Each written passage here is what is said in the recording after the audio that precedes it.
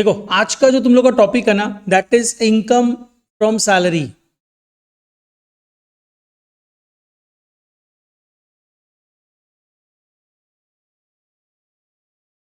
हम लोग थोड़ा बहुत समझे थे बट पूरा प्रॉपरली समझ रहे हैं।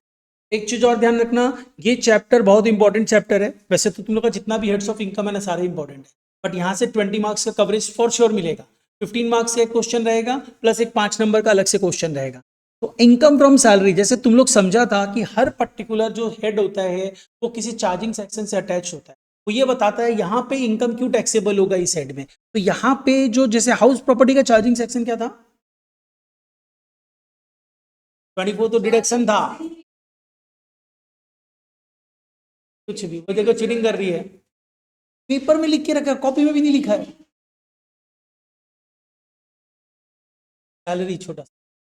तुम बता, चार्जिंग सेक्शन और हाउस प्रॉपर्टी क्या था? 22। अच्छा ठीक है, मत याद रखो, कोई दिक्कत नहीं, समझ तो लो। इसमें सेक्शन 15 है।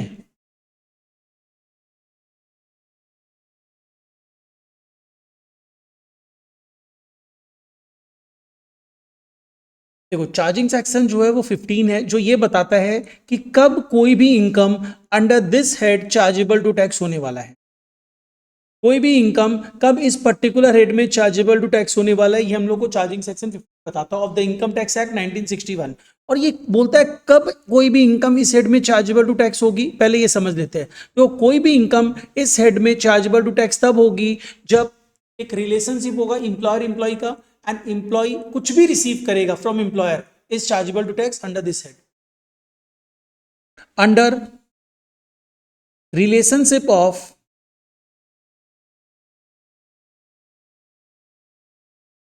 Employer employee. पहला क्वेश्चन, इंप्लॉयर इंप्लॉय का रिलेशनशिप होना चाहिए। दूसरा पॉइंट आता है whatever receive by employee from employer is chargeable to tax under this head. Whatever received by employee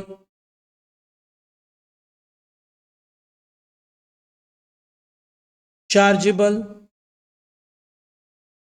to tax under this head.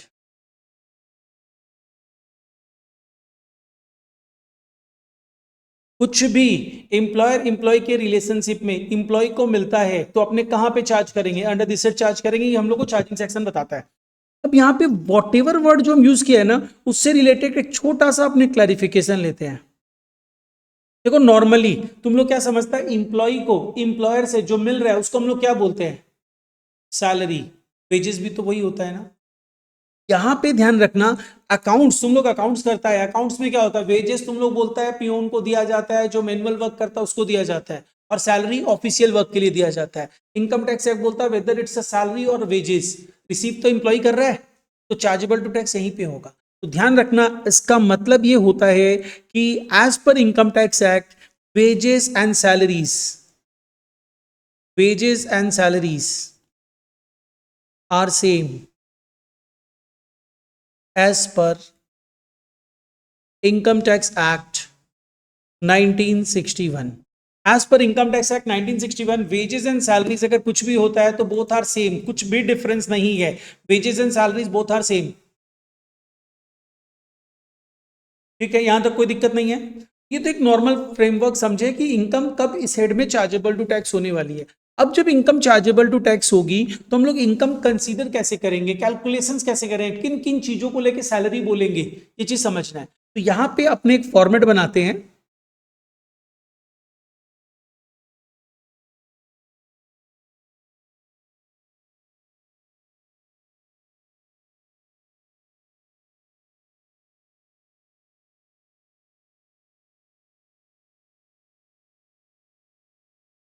ये format वैसा ही है बट इस फॉर्मेट में अब जो जो चीज लिखेंगे हम लोग उनको डिटेल्स में समझेंगे। लास्ट जब एक बार तुम लोग किया था इंटरनल्स के लिए तो डिटेल्स में कुछ समझे नहीं थे।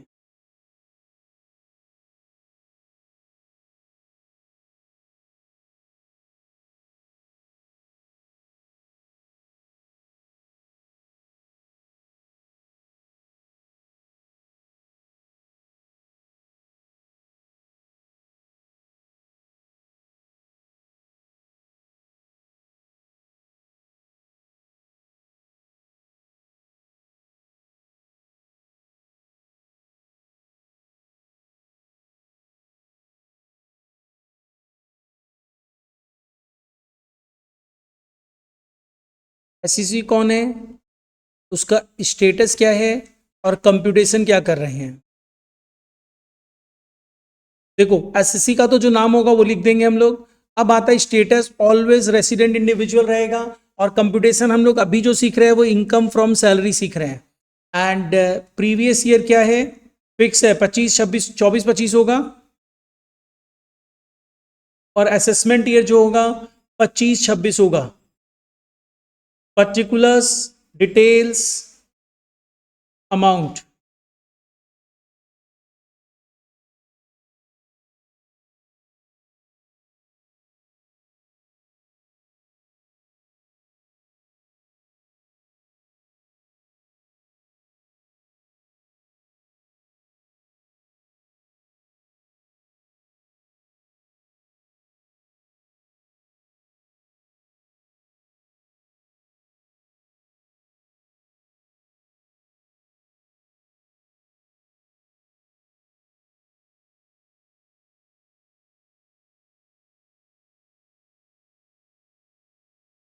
चलो देखो अब आ जाओ आगे। देखो सबसे पहले आओ यहाँ पे, सबसे पहला पार्ट कंपनी क्या करता है ना, जब भी तुमको सैलरी देता है तो अलग अलग वर्क के लिए देता है। जैसे सपोज करो तुम किसी ऑर्गेनाइजेशन में ज्वाइन किया एज एन अकाउंटेंट, तो तुमको जो सैलरी मिलनी चाहिए, तुम्हारा बेसिक नेचर ऑफ वर्क है अकाउंटिंग, तो अकाउंटिंग करने के लिए एक सैलरी मिलना चाहिए। तो तुम जो अकाउंट्स बनाएगा हम उसके लिए, सपोज के लिए हम तेरे को 50,000 रुपये सैलरी दे रहे हैं पर मंथ, हम 50,000 रुपये का अकाउंट्स बनाने के लिए दे रहे हैं नहीं, हम 50,000 रुपये में से 20,000 रुपये अकाउंट्स बनाने के लिए दे रहे हैं।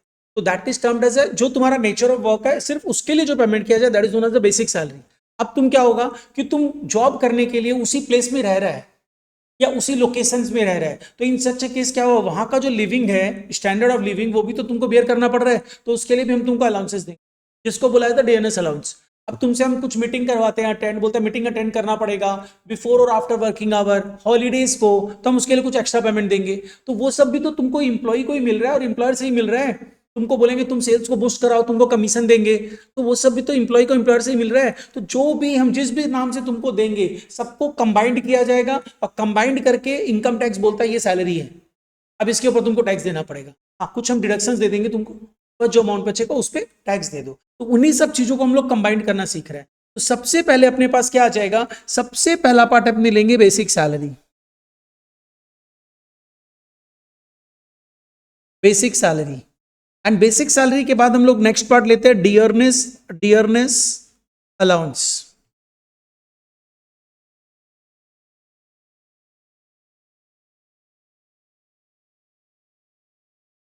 पी,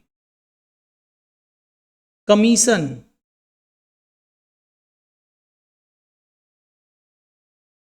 बोनस,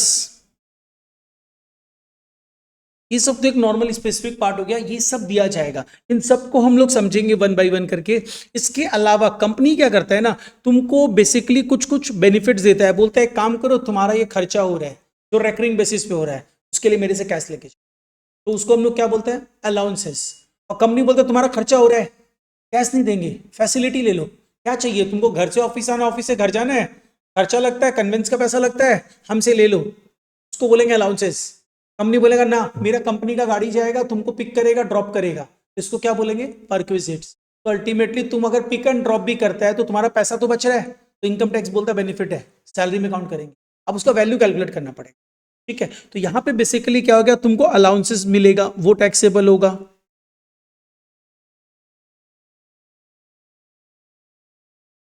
परक्विजिट्स है वो टैक्सेबल है। इसके अलावा तुम लोग कभी सुना है प्रोविडेंट फंड बोल के कुछ होता है, प्रोविडेंट फंड होता है। तो प्रोविडेंट फंड मतलब क्या है ना, कंपनी क्या करता है, तुमको कुछ अमाउंट अपनी तरफ से अलग से देता है और तुम्हारे सैलरी से भी वैसा अमाउंट काट के रख लेता है। तो वो जो अमाउंट जमा किया जाता है ना, उस पर इंटरेस्ट मिलता है, तो इंटरेस्ट तुम्हारे लिए इनकम है, तुम्हारे सैलरी का पार्ट है। उसके अलावा क्या हुआ, तुम्हारा जो अमाउंट है तुम्हारा सैलरी से जो काटा जा रहा है, तुमको हम 50,000 सैलरी बोला था, हम बोला लेकिन 5,000 रुपये तुमको नहीं देंगे, 10% रख लेंगे। तो चेरी बोलते हैं क्यों सर, हम बोला तुम्हारा पैसा मेरे पास जमा रहेगा as per the government rules है प्रोविडेंट फंड अकाउंट में। तो चेरी बोली हम बैंक में जमा कर देंगे सर, हमको वहां भी इंटरेस्ट मिल जाएगा। तो हम बोला देख लेकिन वो 5,000 तुम जमा करेगा तो 5,000 ही रहेगा ना, 10,000 तो नहीं बन जाएगा। ये बोली नहीं। हम बोला जैसे ही तुम मेरे को 5,000 देगा हम अपने पॉकेट से 5,000 निकाल के डाल देंगे तुम्हारे अकाउंट में, तो वो 10,000 बन जाएगा। और इंटरेस्ट अलग से मिलेगा। तो बोले ठीक है रख लीजिए। एक चीज सोच, ये 5,000 दी, हम इसको 5,000 और दिया ना, तो वो तो सैलरी का ही पार्ट है ना, किससे मिल रहा है, एम्प्लॉयर से मिल रहा है। तो ये प्रोविडेंट फंड का कुछ कैलकुलेशन होगा, टैक्सेबिलिटी होगी, वो समझना हो। तो नेक्स्ट आ जाओ, प्रोविडेंट फंड।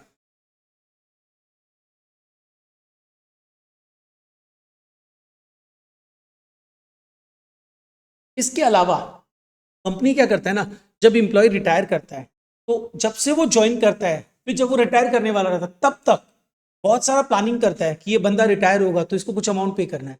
जैसे तुम लोग पेंशन वर्ड सुना होगा, पेंशन देता है, लीव सैलरी होता है, ग्रेचुटीज होता है, बहुत सारा चीज होता है। तो वो सब भी तो इंप्लॉय को एम्प्लॉयर से मिलेगा। तो अगर तुम रिटायरमेंट के टाइम पे सैलरी कंप्यूट कर रहा है, तो तुमको लीव सैलरी जो मिला, पेंशन जो मिला, टैक्सेबल तो हो जाएगा ना, वो सब भी लेना पड़ेगा। तो नेक्स्ट आ जाओ, रिटायरमेंट बेनिफिट्स। इसमें बहुत सारे रिटायरमेंट बेनिफिट्स है, अभी हम नाम नहीं ले रहे, जब अपने समझेंगे तब लिखेंगे।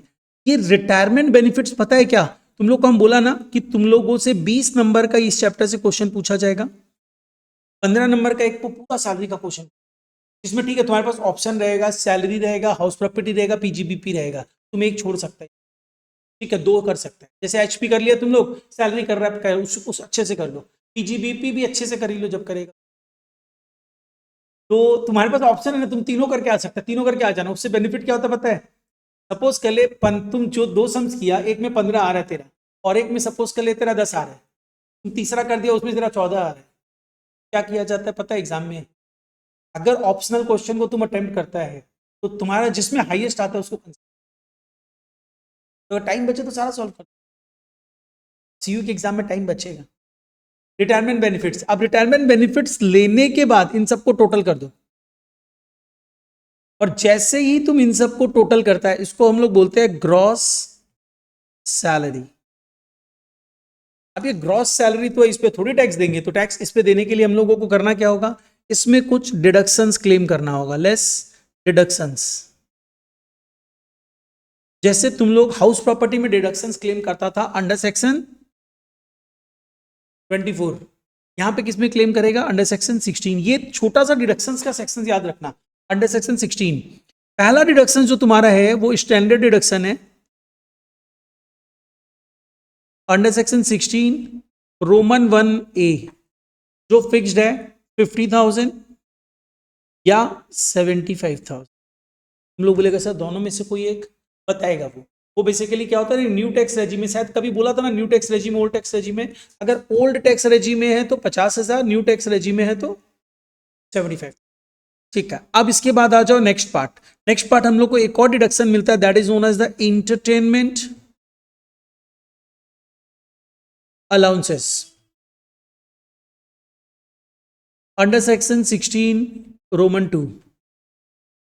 ये सिर्फ गवर्नमेंट इंप्लॉइज को मिलता है, नॉन गवर्नमेंट को नहीं मिलता है। इसके बाद next part is the professional tax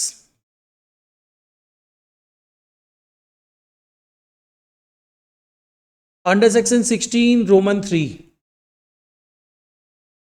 और इन तीनों अमाउंट को ऐड ऑन करके हम लोग अल्टीमेटली क्या करते हैं, डिडक्शंस है ना, लेस करना है ना, तो हम लोग इसको लेस करते हैं इस अमाउंट से, और ये लेस करने के बाद जो हमें अमाउंट मिलता है उसको हम लोग बोलते हैं income from salary.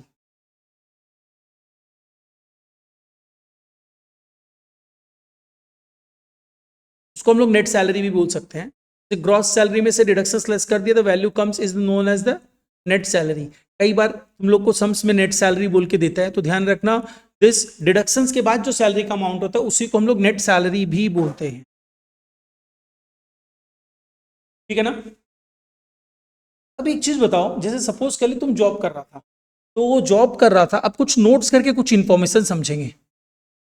Notes number 1, supposedly, ये समझना, लिखने वाला पार्ट हम लिखवाएगा। सपोज कर लो अपने बात कर रहे 1 अप्रैल 24 से 31 मार्च 25, यही तो तुम्हारा प्रीवियस ईयर है। सैलरी था 50,000 पर मंथ। तो कंपनी क्या किया, तुम 1 अप्रैल को सपोज कर ले ज्वाइन किया, कंपनी तुमको 50,000 पर मंथ सैलरी देता है, तो 50,000 इंटू 11, कंपनी ऑलवेज क्या करता है पता है, सैलरी जो पे करता है नेक्स्ट मंथ के 5 तारीख को तुम्हारे अकाउंट में। इसका मतलब अप्रैल का सैलरी कब मिला तुमको, मई में, मई का जून में, जून का जुलाई में, ऑनवर्ड्स ऐसे मिल रहा है। अब तुमको लास्ट 31 मार्च का सैलरी कब मिला होगा? जनवरी में कहाँ से मिलेगा? ये 31 मार्च का सैलरी मतलब मार्च का सैलरी कब मिलेगा? अप्रैल 5 को। अप्रैल 5 तो नेक्स्ट ईयर 25-26 में चला जाएगा। तो यहाँ पे सैलरी जो तुमको इस ईयर में मिल रहा है वो कितना सैलरी मिल रहा है? 11 महीने का नहीं, तो हम तो इसलिए तो तेरे को ये कंफ्यूजन ही नहीं रहे, तो हम क्या बोला, को पता था ये कंफ्यूजन आएगा, तो हम तेरे को पहले ही बोल दिया तुम 1 अप्रैल को ही ज्वाइन किया। ठीक है, 1 अप्रैल को ही ज्वाइन किया। नहीं तो अब तुम काम थोड़ी छोड़ दिया, तुम तो जा रहा है, मई में तो मिलेगा। हाँ, हर नेक्स्ट मंथ के 5 तारीख को मिलता है। तो यहाँ पे समझाना क्या चाह रहा है उसको समझ, तुमको इस पीरियड के अंदर कितना सैलरी मिला।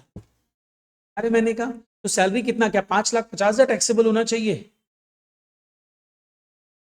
यहाँ पे कंसेप्ट है salary is taxable on due basis or receipt basis whichever is earlier. तुमने काम तो कर दिया, 1 महीने का सैलरी तुमको मिल तो जाएगा ही 5 अप्रैल को, भले ही तुम काम छोड़ दे, क्योंकि तुम 31 मार्च तक काम तो कर ही दिया है, तो ये सैलरी मिलेगा, तो ड्यू तो हो चुका है ना।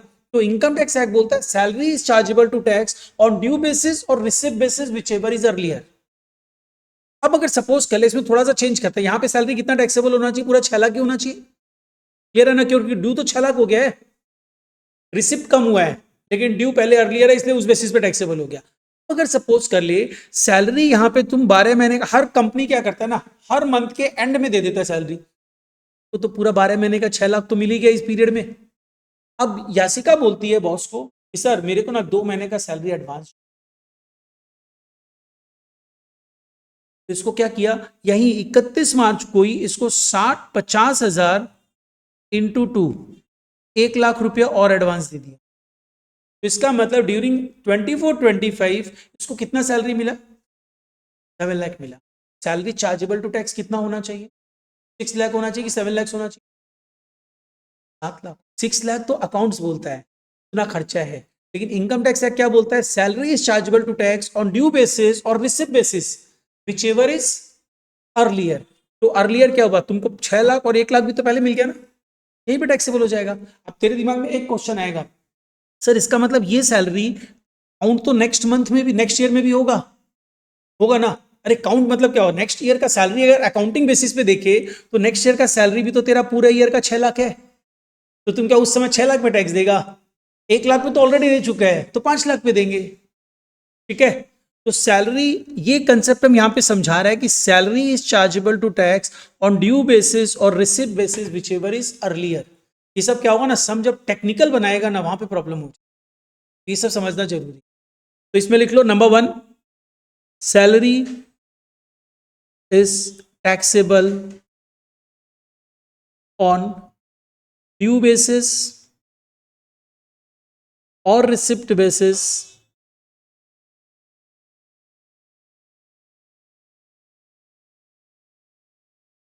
whichever is earlier। जो भी अर्लियर होगा उस बेसिस पे चार्जेबल टू टैक्स हो जाए। और ध्यान रखना हम लोग वर्ड सैलरी जरूर यूज कर रहे हैं, लेकिन सैलरी इंक्लूड्स वेजेस आल्सो, मतलब वेजेस भी हम लोग बोल ही रहे हैं। नेक्स्ट नंबर 2, सैलरी जो होता है ना वो स्पेसिफिक काइंड ऑफ सैलरीज का क्या ट्रीटमेंट है वो समझते हैं। Taxability of specific kind of salaries. Treatment मतलब समझ रहे हैं, स्पेसिफिक काइंड ऑफ सैलरीज, क्योंकि ये चीज तुमको समझना जरूरी है। ये तुम लोगों को क्या होगा ना, ग्रुप ए में पूछ लेगा, एक एक नंबर के लिए 5 या 2-2 नंबर करके पूछ लेगा। ठीक है, तो देख स्पेसिफिक काइंड ऑफ सैलरीज का मतलब क्या हुआ, हम 3 चीज लेगा। Number 1, partners salaries. Number 2, MP. MP मतलब समझ गया ना, मोदी जी। एमएलए मतलब Mamata Banerjee. Member of legislative assembly और मेंबर ऑफ पार्लियामेंट, तो इनकी सैलरीज। या फिर कंपनी का एमडी है, मैनेजिंग डायरेक्टर, रिलायंस इंडस्ट्री के लिए मुकेश अंबानी, कोई होल टाइम डायरेक्टर है, WTD, तुम लोग को नहीं याद रहे तो फुल फॉर्म लिख लेना WTD। और एक हो जाता है सिर्फ डायरेक्टर है, होल टाइम डायरेक्टर, पूरा फुल टाइम के लिए डायरेक्टर है। और मैनेजिंग डायरेक्टर MD, MD तो शायद पता होगा, और सिर्फ डायरेक्टर है।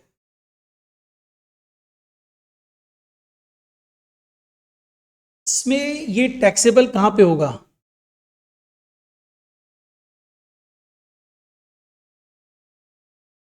Taxable under the head. Partner का सैलरी कहां टैक्सेबल होना चाहिए? वर्ड तो सैलरी दिख रहा है, क्या सैलरी हेड में टैक्सेबल होना चाहिए? पार्टनर का सैलरी पीछे हेड में tax, profit and gains of business. Partners का सैलरी टैक्सेबल होता है profit and gains of business और प्रॉफिट। नेक्स्ट आ जाओ। इसके तो एक्चुअली क्या होता है ना, पार्टनर का सैलरी इसलिए PGBP में चला जाता है क्योंकि अपने टैक्स नेट प्रॉफिट पे चार्ज करते हैं। और जो तुम लोग याद कर, तुम लोग पार्टनरशिप किया था, सैलरी कहाँ पे जाता है? उसके बाद PL अप्रूव में जाता है, तो नेट प्रॉफिट टैक्सेबल हो जाता है ना, तो PGBP हेड में टैक्सेबल हो गया, उसी नेट प्रॉफिट को तो डिस्ट्रीब्यूट करते हैं। ठीक है ना? पार्टनरशिप में तुम लोग क्या करता था, याद कर, जब PL अप्रूव बनाता था तो PL अप्रूव में बाई दिखाता था नेट प्रॉफिट, उसके बाद सब चीज को बांटता था, प्रॉफिट डिस्ट्रीब्यूट करता था पार्टनर्स के बीच में। टैक्स, इनकम टैक्स डिपार्टमेंट किस पे टैक्स लेता है पता है? तुम्हारा जो PL अप्रूव से प्रॉफिट आता है उस पर नहीं लेता है, वो जो PL से जो नेट प्रॉफिट आता है उस पर टैक्स लेता है। तो उस पर टैक्स लेने का मतलब तो सैलरी पे तो टैक्स लिया जा चुका है, तो सैलरी के टैक्स लिया जा चुका है, वो कहाँ गया होगा? PGBP में गया होगा ना। और MP MLA का जो सैलरी रहता है वो कहाँ टैक्सेबल होता है? ये लोग क्या गवर्नमेंट का एम्प्लॉई है? IPS लोग, ये लोग रिप्रेजेंटेटिव, तो लेकिन सैलरी दिया जाता है। तो इनकम टैक्स एक्ट बोलता है इनको जो सैलरी दिया जाता है वो सैलरी तो है ही नहीं, बिजनेस है नहीं, तो कहाँ जाएगा? सोर्सेस। इनका सैलरी टैक्सेबल होगा IFOS में। ये सब ना अगर तुमको पता रहेगा ना तो ये सब तुरंत, मतलब जैसे सपोज करते हो पूछेगा rent receive from vacant land, मुझे बताओ, मतलब डिफाइन, मतलब एक्सप्लेन टैक्सेबिलिटी। अब हम तेरे को 3 को पार्ट दे दिया सपोज कर, एक बोल दिया rent receive from vacant land, और दूसरा हम दे दिया salary receive by partner from the partnership firm, और तीसरा हम दे दिया कि ये क्या बोलते हैं, सैलरी रिसीव बाय MP। अब तीनों में तुमको बताना टैक्सेबिलिटी क्या है। अब सैलरी वर्ड देख के एक बच्चा अगर नहीं पता होगा बोलेगा इनकम फ्रॉम सैलरी में टैक्सेबल होगा, लेकिन MP का सैलरी कहाँ टैक्सेबल होगा? IFOS।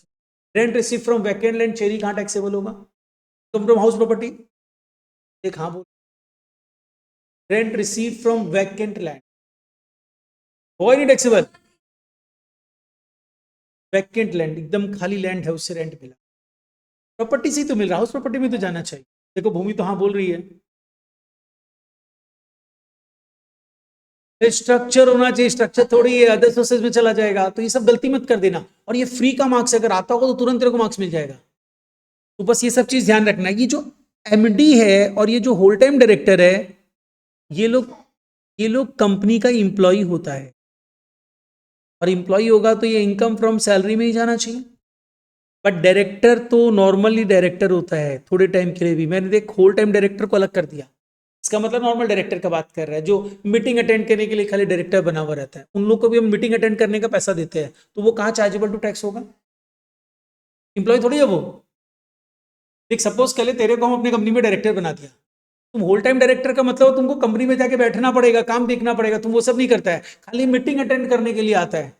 तो इन सच केस मीटिंग अटेंड करने के लिए तुमको हम लोग मंथली सपोज के लिए 5,000 रुपये दे देते हैं, तो जो 5,000 रुपये मिल रहा है तुम क्या कंपनी का एम्प्लॉई है? नहीं ना, तो एम्प्लॉई है नहीं, तुम्हारा बिजनेस है नहीं, तो कहाँ पे चार्जेबल टू टैक्स होना चाहिए?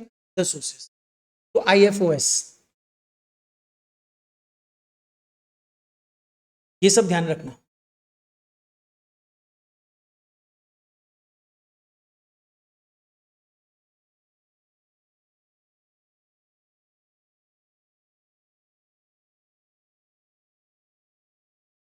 अच्छा सपोज कर लो एक और क्वेश्चन पूछता है ऐसा ही, rent receive from swimming pool attached with your building, उस प्रॉपर्टी में आएगा।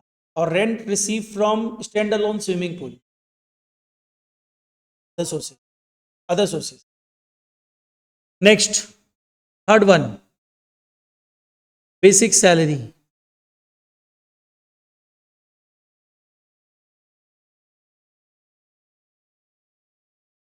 बेसिक सैलरी मतलब क्या हुआ कि कंपनी जो अमाउंट पे करता है एम्प्लॉय को for basic nature of work, amount payable to employee for his basic nature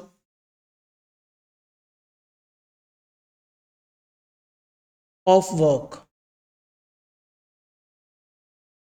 accountant को अकाउंटिंग करने के लिए और जो एचआर मैनेजर है उसको पूरा ह्यूमन रिसोर्स को मैनेज करने के लिए जो अमाउंट दिया जाता है that is known as the basic nature. ये बेसिक सैलरी हुआ। अब ये जो बेसिक सैलरी है ना, इसमें हम लोग को दो चीज समझना होगा। एक सैलरी, बेसिक सैलरी जनरली समय दे देगा 50,000 पर मंथ, 50 इंटू 12 हो जाएगा, फुल्ली टैक्सेबल होता है। बेसिक सैलरी फुल्ली टैक्सेबल होता है, ये ध्यान रखना, इसमें कुछ भी डिडक्शन नहीं है, फुल्ली टैक्सेबल। मतलब सिंपली जो अमाउंट मिलेगा पूरा का पूरा यहाँ पे सैलरी शीट में डाल देना, कुछ भी सोचना नहीं है। बट हाँ, इसमें कैलकुलेशन होता है। कैलकुलेशन दो तरीके का होगा। एक, तुमको हम पे स्केल का सैलरी देंगे जैसा अपने साथ सम किए थे, ठीक है, और दूसरा एक होता है नेट सैलरी दे देगा, तो उसको ग्रॉस में कन्वर्ट करना, वो चीज समझना। तो अपने आ जाओ नेक्स्ट। इसमें पहला एक पार्ट अपने ले रहे हैं, पार्ट 1 इज द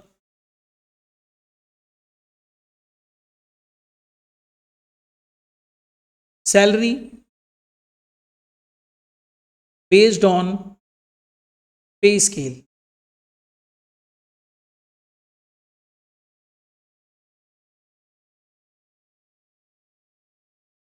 तो कभी जॉब इस सब में अप्लाई करेगा ना, या जैसे सपोज कर लो इन लोग का जैसे प्लेसमेंट होता है इन लोग के, भूमि लोग के कॉलेज में, तुमको जब बताएगा ना कि तुम्हारा सैलरी ये होगा तो उसमें पे स्केल बताएगा। तो जैसे पे स्केल हम दे दिया कि तुम्हारा सैलरी 15,000 है एंड 1,000 रुपया करके इंक्रीमेंट होगा टिल 30,000, देयर आफ्टर 600 करके इंक्रीमेंट होगा टिल 42, ऐसा कुछ दिया। This is the pay scale. इसमें देख यहां पे ये समझ में आएगा, छोटा अमाउंट जो रहता है ना वो इंक्रीमेंट का अमाउंट रहता है। और इसमें एक छोटा सा चीज ध्यान रखना, this is known as the pay scale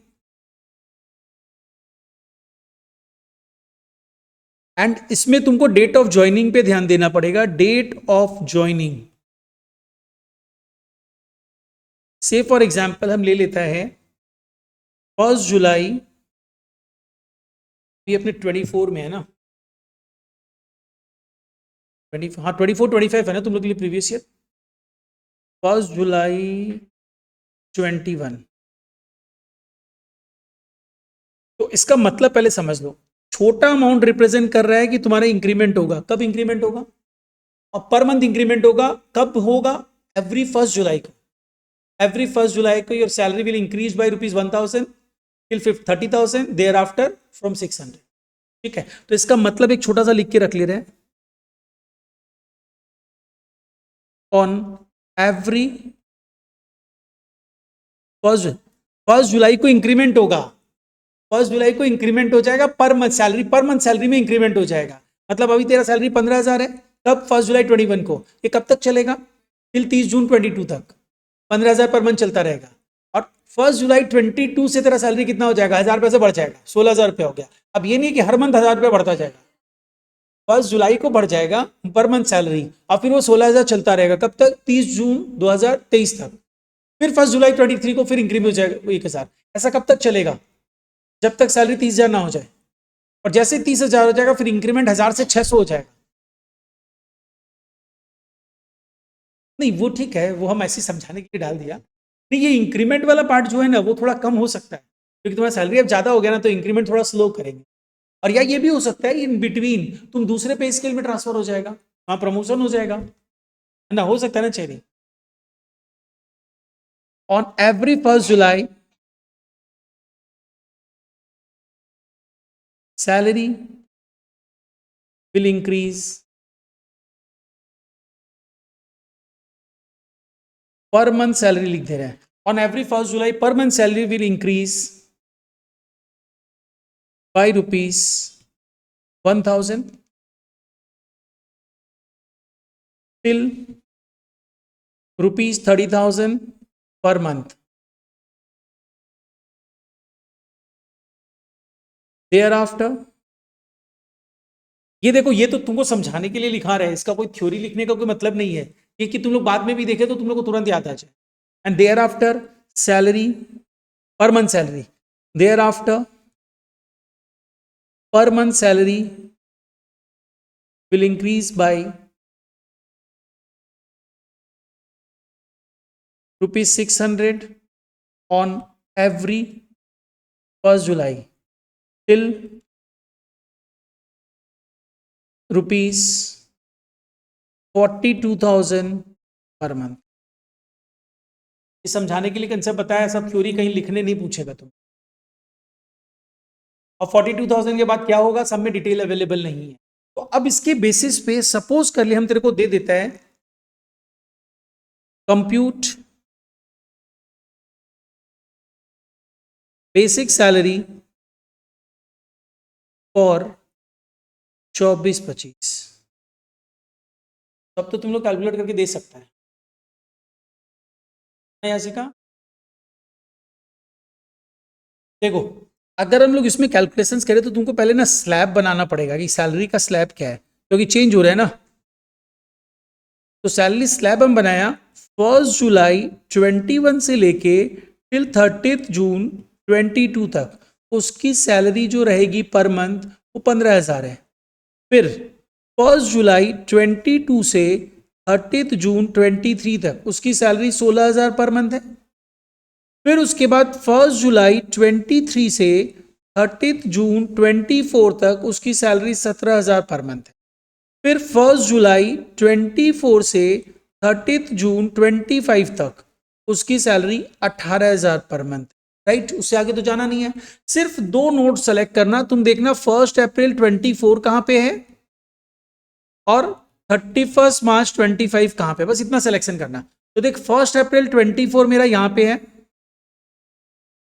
right, और 31 मार्च 25 मेरा यहां पे है। तो यहां पे जो तुमको दिख रहा है 1 अप्रैल 24 कहां तक है, अप्रैल मई जून 3 महीना। तो इसका मतलब अगर हम लोग 24-25 का सैलरी कैलकुलेट करें तो 3 महीने का सैलरी अपने ले लेंगे 17,000 इंटू 3, एंड इसके बाद 31 मार्च यहां तक है। यहां तक का मतलब कहां से सिलेक्शन लेंगे हम लोग, ये सिलेक्शन लेंगे यहां से यहां तक, है ना। तो मतलब कितना पीरियड हो गया, 9 मंथ्स। तो 9 मंथ्स तक उसकी सैलरी कितनी है, देख उस स्लैब में चला जा, 18,000। तो 18,000 इंटू 9, इसको टोटल कैलकुलेट करके बताओ कितना आ रहा है, 2,13,000। तो इस तरीके से बेसिक सैलरी कैलकुलेट कर, एक ये तरीका है। अब एक दूसरे पार्ट में भी आ जाओ।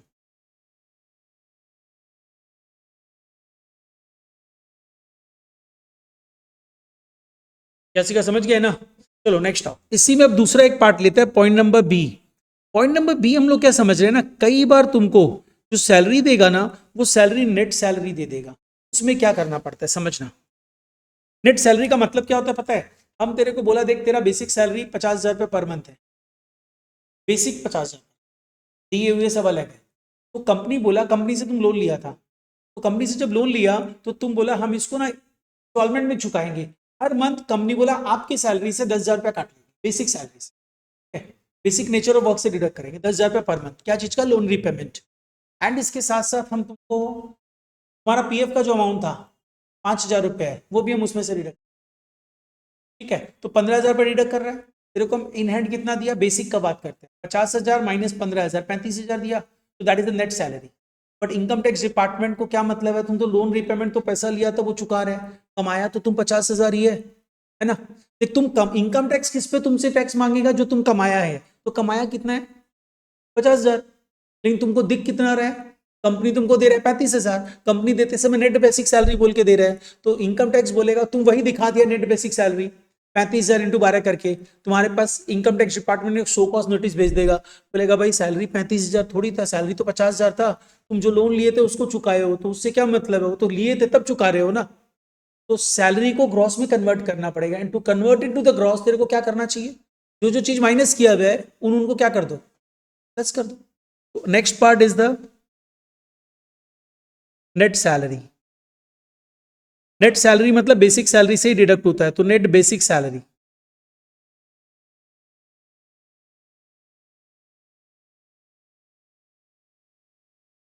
इसका मतलब होता है, पहले मतलब समझ लेते हैं। नेट बेसिक सैलरी का मतलब होता है gross basic salary less loan repayment less provident fund payment, PF payment, और कुछ भी हो सकता है, लेस अदर पेमेंट, कुछ स्पेसिफिक हम लिख दिया। और ये जो सब लेस करने के बाद जो अमाउंट आता है उसको हम लोग बोलते हैं net basic salary.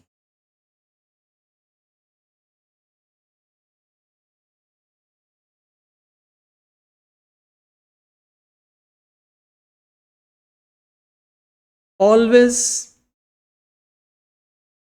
Consider this in salary statement. Salary statement जो तुम बना रहे हो उसमें ग्रॉस को कंसीडर करना, नेट को मत कंसीडर करना। आई थिंक ये नेट दिया रहेगा तो तुम लोग ग्रॉस में आराम से कन्वर्ट कर सकते हैं। छोटा सा एग्जांपल देते हैं, कन्वर्ट करके बताओ।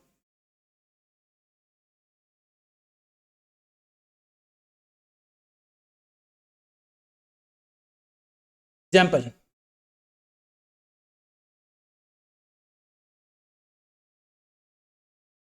Net salary received rupees 2,10,000, loan repayment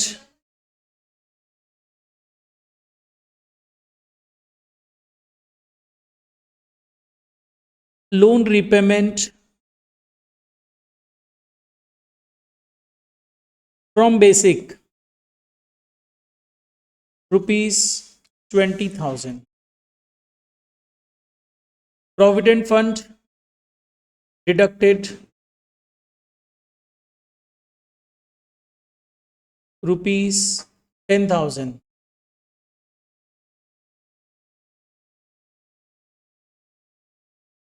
ESI deducted, ये इंश्योरेंस होता है, इंप्लॉय स्टेट इंश्योरेंस डिडक्टेड। इसके लिए गवर्नमेंट एम्प्लॉयज के लिए जनरली होता है, इसका देखा हुआ तुम लोग, एक हॉस्पिटल भी है उल्टा डांगा, ESI हॉस्पिटल है, इंश्योरेंस का कुछ होता है, दिया रहेगा। ESI डिडक्टेड रुपीज 10,000, कंप्यूट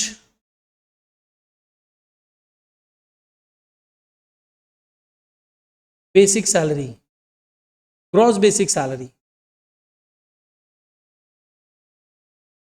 क्या करना चाहिए, जो जो डिडक्टेड है सबको ऐड ऑन कर दो, यही तो करना चाहिए।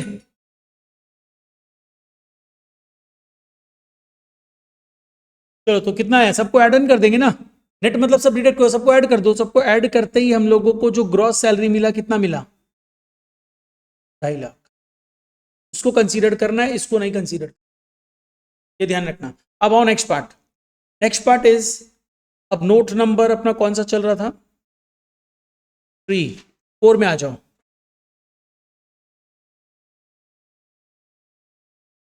एक नोट्स नंबर 4 में अब हम लोग जाते हैं, जैसा स्टेटमेंट लिखे थे ना पूरा उसी से मूव ऑन कर रहे हैं, चीजों को 1 बाय 1 समझ रहे हैं। हम क्या कर रहे हैं, तुमको बेसिक फ्रेमवर्क दे रहा है कि बीच में सम्स करते समय कुछ नहीं समझना पड़े, हम लोग को आता रहे सम्स करते समय। तो यहाँ पे सबसे पहले अपने क्या किया, बेसिक को पूरा क्लियर कर लिए। नेट सैलरी देगा तो क्या, पे स्केल देगा तो क्या, डायरेक्ट देगा तो क्या, तीनों हो जाएगा। अब अपने आते हैं डियरनेस अलाउंस, फी, कमीशन, इन सब के बारे में समझते हैं। तो next note is dearness allowance.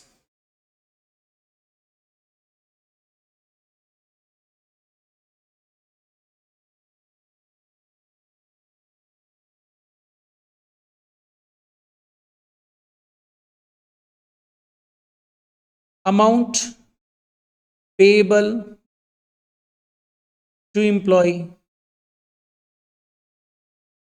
to meet cost of living।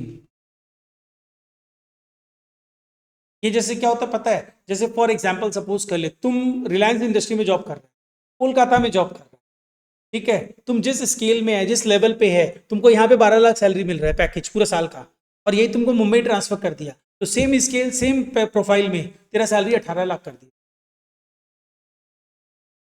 वहां का कॉस्ट ऑफ लिविंग ज्यादा है इसीलिए कर दिया, तो कॉस्ट ऑफ लिविंग अलाउंस डालेगा तुम्हारे अकाउंट में, उससे बढ़ेगा ये। तो अपने आ जाओ, ये कॉस्ट ऑफ लिविंग अलाउंस पे समझना क्या है। ऐसे तो नॉर्मल है, फुल्ली टैक्सेबल है, जो तुमको मिलेगा पूरा टैक्सेबल है। मतलब तुम्हारा जो सैलरी सीट है वहां पे पूरा का तेरे को हम 10,000 पर मंथ दिए, तो 10,000 × 12 पूरा टैक्सेबल है। ठीक है, तो ये फुल्ली टैक्सेबल होगा, पहला पॉइंट।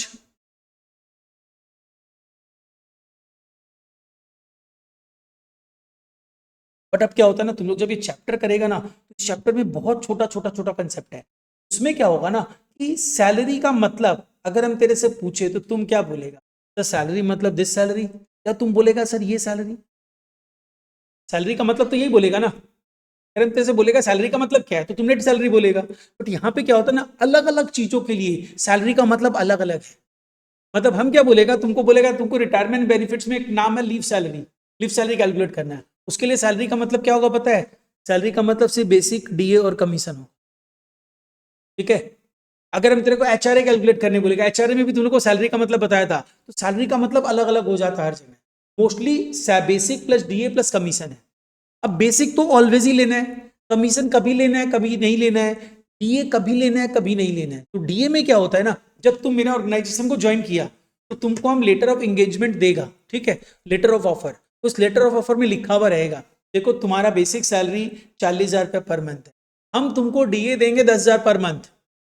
लेकिन जब तुम रिटायर करोगे तो रिटायरमेंट के समय होता क्या, सपोज के लिए तेरा लीव सैलरी जमा हो रहा है, बताया था लीव सैलरी मतलब क्या, तुम छुट्टी लेगा उस समय भी तुमको पैसा देंगे, that is called leave salary. तुम छुट्टी लिया ही नहीं, तो तुम काम किया उसका तो पैसा दे ही रहे हैं, एक महीने का छुट्टी नहीं लिया, तो अल्टीमेटली तुम देखा जाए तो मेरे पॉइंट ऑफ व्यू से तो तुम तो साल में 13 महीना काम कर दिया, तो एक महीना का सैलरी मेरे को तेरे को देना है, हम दे दिया, तो दे दिया वो तो तुम उसी समय ले लिया, फुल्ली टैक्सेबल है। लेकिन अगर तुम बोलता है ऐसी का बोलते नहीं सर ये एक महीने का सैलरी अभी मत दीजिए, अभी हम जो काम किए 12 महीना उसी का सैलरी दीजिए, एक महीना मेरा नोट डाउन करके रखिए कि यासिका ने एक महीने का लीव नहीं लिया, कंपनी नोट डाउन कर लिया। ऐसे करते करते कंपनी नोट डाउन करता रहे, कभी छुट्टी नहीं ली। अभी रिटायर की सपोज कर ले एट द एज ऑफ, जब भी रिटायर की 40 साल बाद कंपनी से, तो उसका 40 महीने का सैलरी बचा हुआ है। तो अब तो ये कुछ नहीं कर सकती है, अब तो रिटायर कर रही है, तो कंपनी बोलेगा ठीक है यासिका बेटा एक काम कर, ये जो अमाउंट है इससे जो सैलरी है तेरा अभी उससे मल्टीप्लाई करके दे देते हैं, तो उसका नेट सैलरी उसका सपोज कर ले पर मंथ 40 महीना है ना, नेट सैलरी उसका per month net salary suppose कर ले इसका नेट सैलरी 4 लाख रुपए per month. Company 40 into 4 lakh payment करेगा, तो कंपनी बोलेगा रुक जा, 4 लाख सैलरी नहीं होता है, सैलरी क्या होगा, इसके लिए सैलरी का मतलब बेसिक होगा, बेसिक उस समय सपोज कर ले इसका 60,000 रुपया था, 60,000 लेंगे, जितना ज्यादा अमाउंट से मल्टीप्लाई होगा उतना ज्यादा कंपनी को पे करना पड़ेगा। तो कंपनी पहले ही तुम्हारा टर्म्स ऑफ इंगेजमेंट में लेटर ऑफ ऑफर में डाल दिया था कि हम बेसिक लेंगे, तो बेसिक 60,000 है वो ले लेंगे, डीए लेंगे तो इसका लिखा हुआ था डीए नहीं लेंगे तुम्हारा, तो डीए नहीं लेंगे। और सपोज कर ले भूमि का लेटर ऑफ ऑफर में लिखा होता डीए लेंगे, तो डीए लिया जाएगा। तो क्या होगा, डीए लेगा, इसका 60,000 से ही सिर्फ मल्टीप्लाई हुआ, और भूमि का सैलरी 60,000 प्लस डीए 20,000, तो 80,000 से मल्टीप्लाई होगा, तुमको ज्यादा अमाउंट मिलेगा, तुमको ज्यादा मिलेगा, तुम अच्छा है तुम खुश रहेगा, लेकिन हमको ज्यादा देना पड़ेगा ना, तो हम तो चाहेगा कम दे। तो ये सब एग्रीमेंट, और कम मतलब ऐसे कम देना चाहेगा बात नहीं, डिपेंड करता है तुम्हारे प्रोफाइल के ऊपर, तुम्हारा क्वालिफिकेशन के ऊपर, उसके ऊपर डिपेंड करता है। तो अगर सपोज कर ले इसका क्वालिफिकेशन बहुत अच्छा है, हम इसको बोला नहीं लेटर ऑफ में तुमको डीए कंसीडर नहीं करेंगे रिटायरमेंट बेनिफिट के, तो तुमको जॉब ही नहीं ज्वाइन करना, छोड़ दीजिए, तो क्वालिफिकेशन अच्छा था मेरे को रखना था, तो ठीक है डाल देते हैं, लेटर ऑफ चेंज करके भेज दिया। तो ये डिपेंड करता है, तो तुमको सम्स में देख यहाँ तुम सम्स करेगा, सम्स में तेरे को बता दिया जाएगा DA forming part of salary है या not forming part of salary. तो यहाँ पे बस ध्यान रखना, ये जो डीए है ना, ये दो तरीके का होगा, एक forming part of salary for retirement benefit, और दूसरा not forming part of salary for retirement benefit. Forming part of salary for retirement benefits, not forming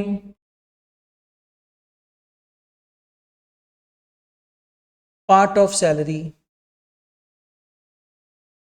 for retirement benefits। मतलब इसको फॉर्मिंग पार्ट में क्या करना है, include in salary, do not consider it as salary for retirement benefits, include in salary for retirement benefits. ये जो भी बात कर रहे हैं रिटायरमेंट बेनिफिट्स का बात कर रहे हैं, नॉर्मली ये फुल्ली टैक्सेबल है, ध्यान रखना, नॉर्मली फुल्ली टैक्सेबल है। और इसमें हम लोग थोड़ा सा अपने अंडरस्टैंडिंग क्या लिखेंगे पता है, इसमें लिख देंगे डीए इफ। अगर हम लोग डीए इफ लिखते हैं इसका मतलब तुम लोग समझ जाना क्या बोल रहे हैं अपने। हम लोग बार बार बोलेंगे DA forming part of salary, इधर का हम लोग बोलेंगे डीए इफ। डीए इफ मतलब क्या होगा, DA forming part of salary.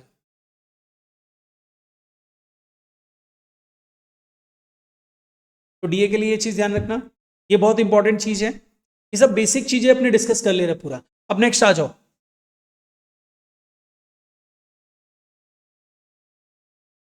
Next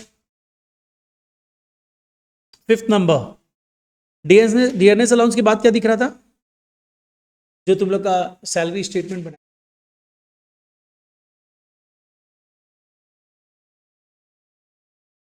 P क्या होता पता है, amount payable to employee to attend meeting.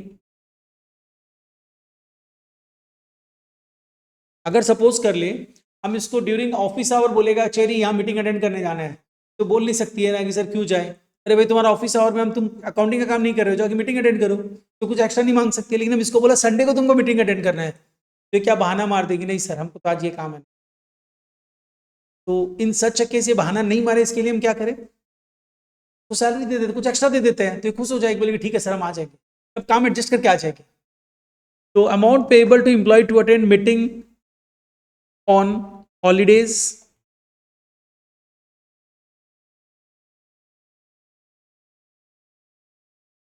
और ऑन नहीं, आफ्टर और बिफोर वर्किंग आवर्स।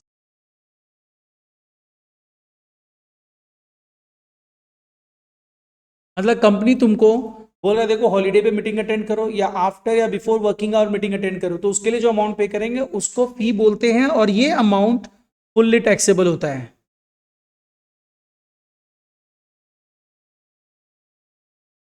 ठीक है, next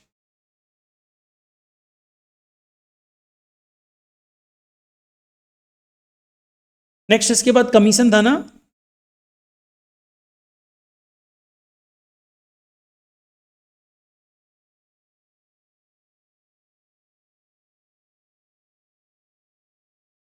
additional amount payable to boost. Generally commission हम लोग किसी चीज को बूस्ट करने के लिए देते हैं, सैलरी मेरा तुम सेल्स बढ़ाओ उसके लिए देंगे, प्रॉफिट बढ़ाओ उसके लिए देंगे, टू बूस्ट सम एक्टिविटी। तुम एक्टिविटी बूस्ट कर रहे हो तो तुमको कमीशन देंगे। तो एक कमीशन भी ना जनरली दो तरीके का हो, एक फिक्स्ड परसेंटेज ऑन टर्नओवर होगा, और उसके अलावा जो भी कमीशन होगा उसको मदर कमीशन नाम दे दे रहे हैं। और ये इसलिए समझना जरूरी है क्योंकि ना कई बार हम लोग सैलरी में जब कंसीडर करेंगे ना, सैलरी रिटायरमेंट बेनिफिट्स एक्सेट्रा के लिए, तो इसको कंसीडर करते हैं, इसको नहीं कंसीडर करते। और अदरवाइज कमीशन फुल्ली टैक्सेबल है। हाँ टैक्सेबल फुल्ली है, बट तुम जब रिटायरमेंट बेनिफिट्स लेगा तो उस समय कुछ ऐसा रहेगा, तो वो बाद में डिस्कस करेंगे, बस खाली डिवीजन करती है।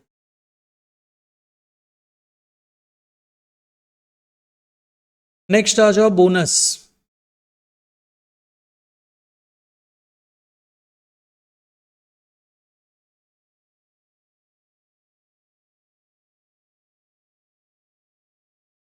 देखो बोनस तो हमेशा ही एक्स्ट्रा रहता है, एक्स्ट्रा अमाउंट पेएबल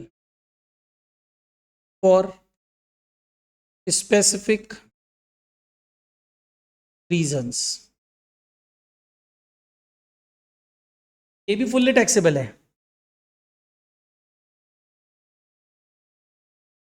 बट क्या है ना, इसमें देखिए कंसेप्ट होता है, फुल्ली टैक्सेबल है। अभी तक किसी भी जगह फी, बोनस, कमीशन, फी में, कमीशन में हम कुछ स्पेसिफिक पार्ट नहीं लिखवाने गए। यहाँ पे क्या होता है ना, जैसे कंपनी क्या कहे तो स्पेसिफिक रीजन पे है ना, तो कंपनी को बहुत बड़ा प्रोजेक्ट मिला, तो कंपनी को प्रोजेक्ट मिला तो कंपनी क्या बोला कि कंपनी को इतना बड़ा प्रोजेक्ट मिला है, कंपनी सारे एम्प्लॉय को 2 महीने का सैलरी एक्स्ट्रा देगा, that 2 month salary is the bonus. तुम्हारा सैलरी 60,000 पर मंथ था तो तुमको 1,20,000 देगा, तो 1,20,000 बोनस है। कंपनी अनाउंस कर दिया, मतलब ड्यू हो गया। इन कंपनी बोला ये जो तुमको मिलेगा बोनस, वो जब कंपनी को कॉन्ट्रैक्ट का पैसा मिलेगा तब देंगे, तो ड्यू तो हो चुका है, लेकिन रिसीव कब होगा तुमको, सपोज कर ले 6 महीने बाद, और 6 महीने बाद जो होगा तुम्हारा नेक्स्ट ईयर में चला जा रहा है, तो ड्यू तो तुम्हारा इस ईयर हो गया, लेकिन रिसीव कब होगा, नेक्स्ट ईयर। तो 24-25 में ड्यू हो गया, लेकिन रिसीव 25-26 में हो रहा है।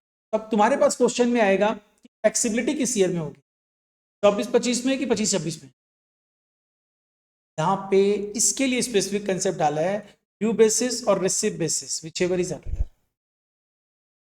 जब मिल जाएगा तभी टैक्सेबल, नहीं जब मतलब ड्यू या रिसीव जो भी होगा तब टैक्सेबल हो जाएगा, जो भी अर्लियर होगा। तो ड्यू बेसिस और receive basis, whichever is earlier. रुक जाओ, अभी चेंज करेंगे।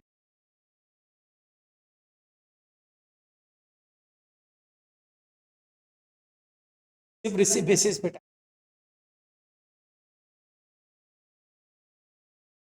अरे अगर due basis, receive basis, whichever is earlier करना रहता तो पूरा सैलरी तो उसी बेसिस पे जा रहा है।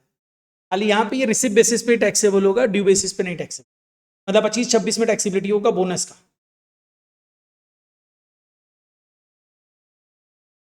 अब चलो नेक्स्ट आओ। नेक्स्ट हम लोग समझने जा रहे हैं रिटायरमेंट बेनिफिट्स। हाँ, ओ वो वहां नंबरिंग थोड़ी लिखे थे अपने। हाँ, नोट्स नंबर क्या है, कुछ नंबर 8 था ना, सॉरी। हमको लगा तुम वहां से बोल रहे, हम बीच में स्किप कर गया ना, अलाउंसेस और परक्यूजिट छोड़ के रिटायरमेंट में।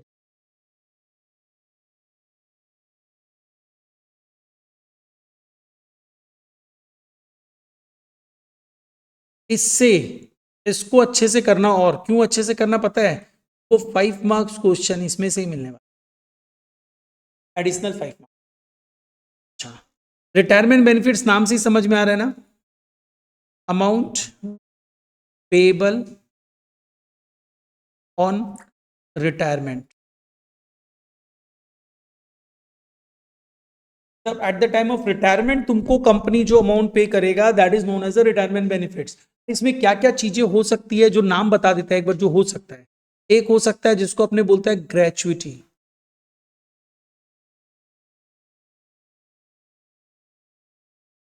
Gratuity, leave salary, pension. Generally BCom exam में इसी से पूछेगा, लेकिन अदरवाइज भी कुछ पार्ट होता है जिसको अपने बोलते हैं रिट्रेंचमेंट,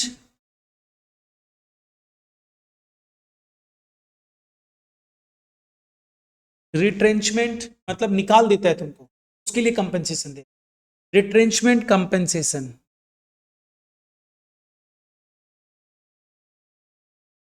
तो तेरे को तुम 15 साल काम किया, अब तुमको निकाल दिए, नहीं नहीं, तो निकालने का मतलब क्या होता है, देख होता क्या है ना, बहुत सारा रूल्स होता है।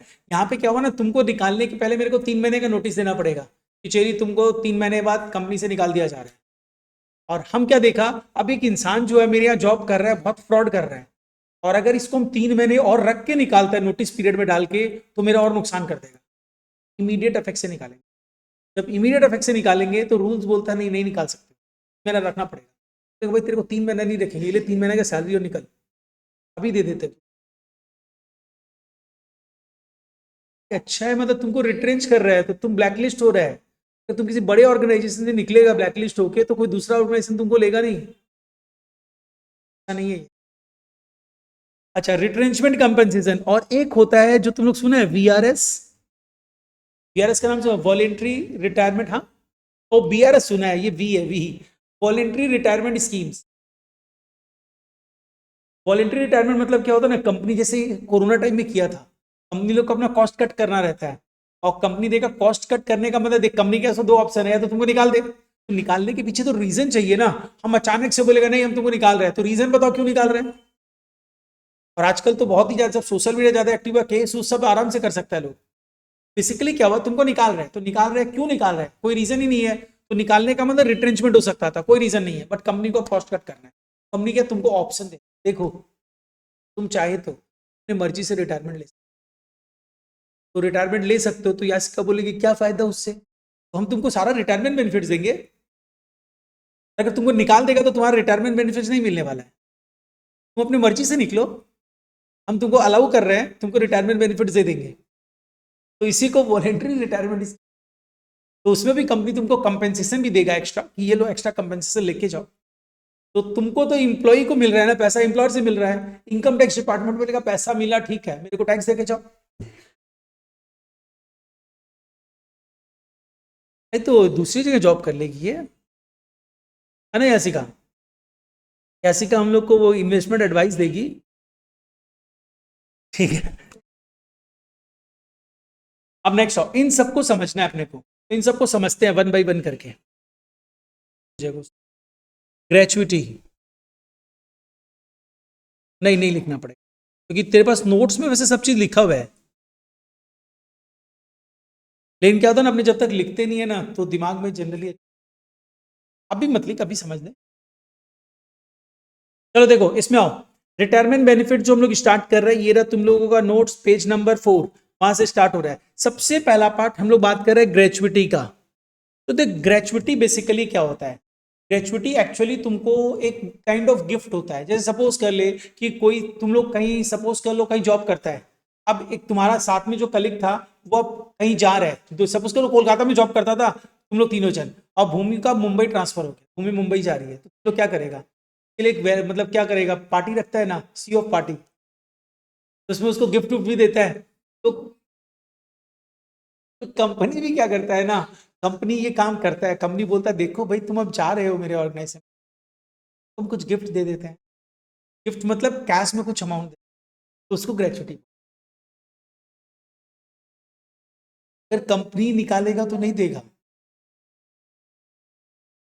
तो अब देख यहां पे क्या हुआ, ये जो अमाउंट तुमको मिला, तो ये अमाउंट जो तुमको मिला, क्वेश्चन ये आता है कंपनी तुमको कब दे रही है गिफ्ट, कंपनी तुमको ड्यूरिंग कंटिन्यूटी ऑफ सर्विस दे रहा है। जनरली ऐसा होता नहीं है, सर्विस पीरियड में बीच में ही कंपनी तुमको ग्रेचुइटी दे रहा है, जनरली ऐसा होता नहीं है, लेकिन एकेडमिकली हो सकता है, तो दे दे तो वो फुल्ली टैक्सेबल होगा। ये सबसे पहले ये यहाँ पे कहीं लिखा हुआ नहीं है, तो नोट्स में ऐसा लिखा हुआ है, देखिए रहा, नोट नंबर 1 में आओ, क्या लिखा हुआ है, gratuity receive during employment, fully taxable हो जाएगा। अब आओ नेक्स्ट पार्ट इज, अगर ग्रेचुइटी तुमको आफ्टर सर्विस मिलता है, मतलब आफ्टर सर्विस पीरियड मतलब क्या हो, जब तुम अब रिटायर कर रहा हो उस समय मिल रहा है, तो उस समय तुम क्या देखेगा, सपोज कर ले यासिका जो है पढ़ लिख के आईएएस बन गई, अब इसको ग्रेचुइटी मिल रहा है, तो जो ग्रेचुइटी का अमाउंट मिलेगा वो क्या टैक्सेबल होगा? अरे नहीं, रिटायर कर तुमको पैसा किससे मिल रहा है, एम्प्लॉय से मिल रहा है, एम्प्लॉयर से मिल रहा है ना, तो टैक्स तो देना पड़ेगा। बट यहाँ पे क्या होता है, गवर्नमेंट एम्प्लॉय है, तो गवर्नमेंट एम्प्लॉय है, तो गवर्नमेंट टैक्स कौन ले रहा है तेरे से, गवर्नमेंट ही ले रहा है। तो गवर्नमेंट बोलता है कि देखिए काम करते हैं ना, हम तुमको उतना ज्यादा अमाउंट ही नहीं देंगे जितना चेरी को मिल रहा है। चेरी सपोज कर रिलायंस इंडस्ट्री में जॉब कर रही है, और ये आईएएस है, इंडियन गवर्नमेंट मतलब एडमिनिस्ट्रेटिव सर्विस से रिटायर कर रही है, इसको जो ग्रेचुइटी मिला सपोज के लिए 30 लाख मिला, और इसको जो ग्रेचुइटी मिल रहा है ये भी उसी समय रिटायर कर रही है, तो इसको जो सैलरी मिला सपोज कर ले 5 करोड़ मिला। अरे हाँ, ये ड्यूरिंग द सर्विस पीरियड कितना घूस ली होगी, तुम तो 400-500 करोड़ का घूस लेके बैठा हो, है ना भूमि? अच्छा सुन, तो यहाँ पे गवर्नमेंट बोलता है सिंस गवर्नमेंट एम्प्लॉय है, हम उसको गिफ्ट दे रहे हैं, और गिफ्ट देने के बाद उसको बोले मेरे को वापस पैसा दो, तो नहीं करेंगे। मतलब इन सिंपल वर्ड से तो समझाने के लिए बोल रहे, अरे हम तेरे को गिफ्ट दे, सपोज के लिए हम चेरी को गिफ्ट दे रहे हैं, और गिफ्ट देने के बाद बोला मेरे को इसमें 30% मेरे को दे दे। हाँ, तो इसीलिए गवर्नमेंट पहले लोग को बोलता है भाई एक काम करो, कुछ नहीं देना है तुमको, टैक्स एग्जेम्प्टेड है। तो देख यहाँ पे क्या है, gratuity receive by government employee fully exempt, और एग्जामेशन का सेक्शन क्या है 10 सबसेक्शन 10, फुल्ली एग्जेम्प्टेड है, मतलब gratuity receive during employment fully taxable, वो फुल्ली टैक्सेबल सबके लिए है, भले गवर्नमेंट एम्प्लॉय को मिले या नॉन गवर्नमेंट एम्प्लॉय को मिले। लेकिन अगर at the time of retirement government employee को कुछ ग्रेचुइटी मिलता है तो फुल्ली एग्जेम्प्ट है, फुल्ली एग्जेम्प्ट मतलब उसमें टैक्स नहीं देना है, उस सैलरी शीट में लेना ही मत उसको। इसको 5 करोड़ पे टैक्स देना पड़ेगा, नहीं इसको कुछ, हाँ 30 लाख पे, तो इसको 5 करोड़ पे टैक्स दी, सपोज कल 1 करोड़ टैक्स भी दे दी तो भी इसके पास 4 करोड़ है। हाँ ये तो घूस खा के, इसे आईएएस लोग घूस, और गवर्नमेंट को भी पता होता है खाओ घूस। गवर्नमेंट किसके पीछे पड़ता है ना, कि गवर्नमेंट को पता है 400-500 करोड़ का घूस खाएगा, खा लो, क्योंकि वो लोग भी तो खा ही रहे घूस, 1000, 2000, 25,000 करोड़ खा रहे हैं। लेकिन अब जब क्या होता है, कुछ कुछ आईएएस लोग क्या होता है, सोचता है हम 400-500 क्यों, मोदी जी तो 5,000 करोड़ 25,000 करोड़ का घूस लेंगे। वहां पे मोदी जी बोलते हैं हम पीएम है, तुम कैसे ले सकता है, चलो चलो देखो, वैसे मोदी जी ऐसा करते नहीं। चलो नेक्स्ट, मेरी सोच रही होगी राजेश सर मोदी जी के लिए कैसे बोल रहे हैं, नहीं सोचा।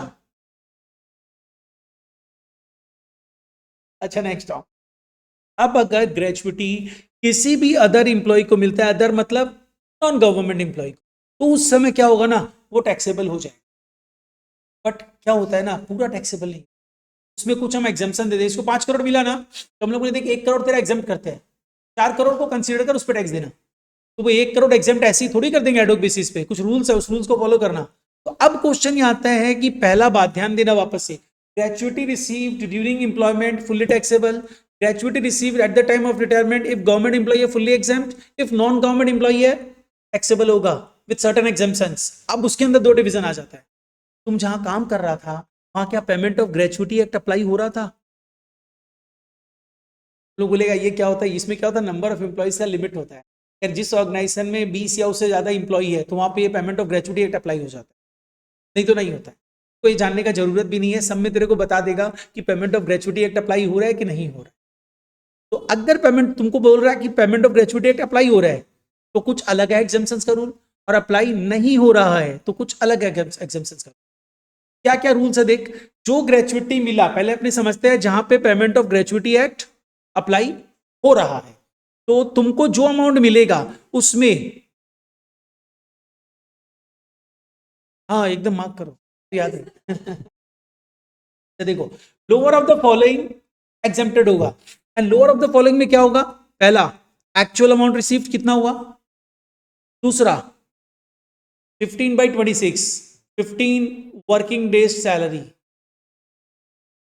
वर्किंग डेज कितना होता है मंथ में, नॉर्मली अपने मंथ में मानते 30 दिन, 30 दिन में 4 संडे होता है, तो वर्किंग डेज कितना होता है 26, 26 दिन में 15 दिन का सैलरी, तो 15/26, 15 लास्ट वर्किंग डे सैलरी, तो देखो 15/26 इंटू लास्ट सैलरी जो ड्रॉ किया, into completed year of service. Completed year of service मतलब क्या हुआ, भूमि जब जॉब की तो वो टोटल ऑर्गेनाइजेशन में काम की, सपोज कर ले 28 साल 6 महीना, 28 साल 4 महीना, तो हम लोग क्या 28 साल 4 महीना को 28 साल पूरा कंसीडर करें कि 29 साल मान ले,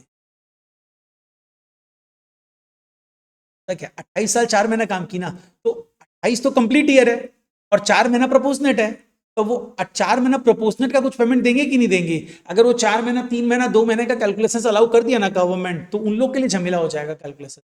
ये लोग इसके लिए क्या करता है, बोलता है या तो पूरा कंसीडर कर लो 28 ही लो, 4 महीना छोड़ दो, और या कई बार बोलता है नहीं जो भी है कंसीडर करो पूरा 28 है, उसके बाद जो भी है उसको पूरा कंसीडर कर लो, मतलब 29 ले लो, 29 लेने से मल्टीप्लाइड बाई होगा 29। यहाँ पे देख कंप्लीटेड ईयर ऑफ सर्विस बोला, इसका मीनिंग दोनों जगह अलग अलग है, दोनों जगह कंप्लीटेड ईयर ऑफ सर्विस बोला, उसका मीनिंग हम नीचे लिखा है, पहले एक पार्ट समझना, उस पर सम्स करेंगे, जब तक तुम लोग सम्स नहीं करेगा तब तक ग्रिप में नहीं आएगा। तो देख वापस से एक बार समझो, अगर तुम नॉन गवर्नमेंट एम्प्लॉई है, तुम्हारा एप्लीकेशन है covered by payment of gratuity act, तो तुमको जो भी ग्रेचुइटी मिलेगा उसमें हम एग्जाम्पशंस देंगे, कितना एग्जाम्पशंस देंगे, तुमको जो अमाउंट मिला वो लोअर ऑफ द फॉलोइंग, और उसके अलावा 15 last working day salary, working days salary, तो 15/26 इंटू लास्ट सैलरी, कितने के लिए, हर साल जो तुम काम किया था मल्टीप्लाई होगा उससे, तो तुमको कंप्लीटेड ईयर ऑफ सर्विस चाहिए। देख कंप्लीटेड ईयर ऑफ सर्विस को हम यहाँ पे डिस्कस किया है, if number of month is more than 6 month, एक मतलब क्या हुआ, अगर सपोज कर ले 28 साल 4 महीना है तो विल टेक 28 ओनली, 28 साल 6 महीना है तो भी हम लोग लेंगे 28, 28 साल 7 महीना है 29, ठीक है। तो कंप्लीटेड ईयर ऑफ सर्विस का ये मतलब, यहाँ पे नीचे क्लियर भी किया।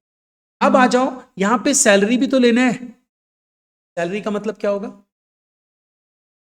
Basic plus DA.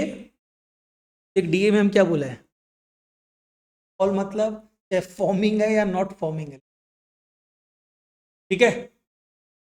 ये हुआ तेरा इधर का part, covered by payment of gratuity act. एक बार समझने के लिए दूसरा भी समझ लेते हैं, फिर सब में आते हैं। हाँ पर मंथ है, पर मंथ। अब अगर तुम not covered by payment of gratuity act है तो क्या होगा, lower of the following will be exempted. Same है, थोड़ा सा चेंज है। एक्चुअल अमाउंट रिसीव्ड, नंबर 2 देख, नंबर 2 में क्या हो गया, ये 15/30 जिसको तुम हाफ मंथ्स बोल सकते हो, हाफ मंथ्स।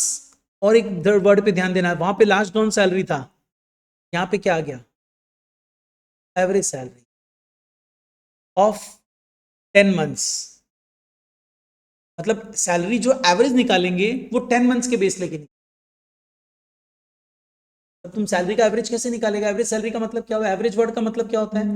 हम बोलेगा 3 महीने का सैलरी का एवरेज निकाल, तो 3 महीने का सैलरी ऐड करेगा, डिवाइडेड बाई 3 करेगा। हम बोलेगा 5 महीने का सैलरी का एवरेज निकाल, तो तुम क्या करेगा, 5 महीने का सैलरी ऐड करेगा, डिवाइडेड बाई 5 करेगा। तो हम लोग एवरेज सैलरी बेस्ड ऑन कितने मंथ्स बोल रहे हैं, 10 मंथ्स। अब ये जो एवरेज सैलरी आया उसमें हाफ मल्टीप्लीकेशन होगा 15/30, मतलब हाफ इनटू क्या हो जाएगा, कंप्लीटेड ईयर ऑफ सर्विस। यहां पे कंप्लीटेड ईयर ऑफ सर्विस का मतलब होता है full completed. Any proportions of the month ignore कर दिया। मतलब अगर 28 साल 11 महीना 26 दिन भी होगा ना, क्या ले लेना है, 28 ही लेना, 28 ही लेना है। जैसे यहाँ पे लिखा हुआ है any fraction of the year ignore. और यहां पे सैलरी का मतलब क्या होगा, बेसिक दिए तभी लेंगे जब वो फॉर्मिंग पार्ट है, कमीशन भी लेंगे। कमीशन कौन सा, percentage on turnover, fix percentage on turnover वाला लेंगे। यस। अब हम लोग आते हैं, हाँ एक ये लिमिट तो पढ़े ही नहीं, मैक्सिमम लिमिट जो एग्जाम्पशन का तीसरा कितना है, 20 लाख। ठीक है, अब एक सम लेते हैं, उससे समझ एग्जाम्पल।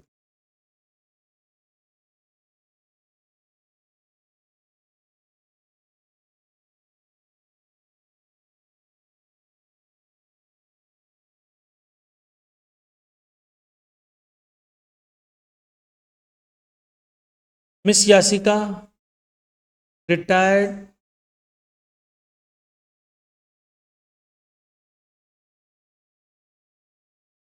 ऑन, कब retire, first Feb 25 from ABC Limited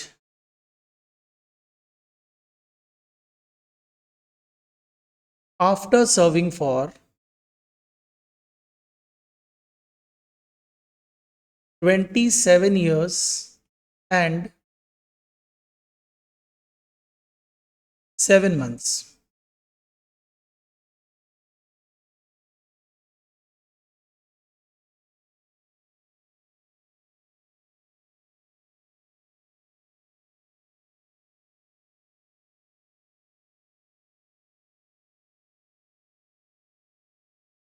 His last drawn salary,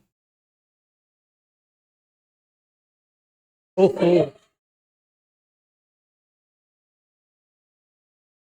her last drawn salary, हम जनरली सब में ए बी लिखाता रहता, last drawn salary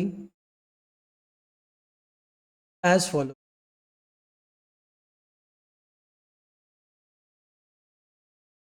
basic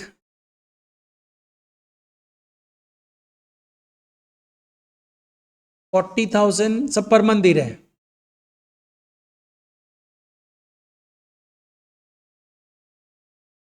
last increment, increment के लिए हम सिंबल दे दिया है, on 1st September 24 rupees 5,000।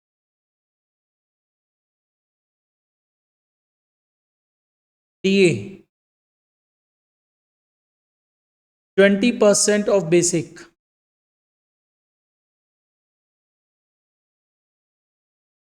only 60% forming, only 60% forming part of salary for retirement money. Commission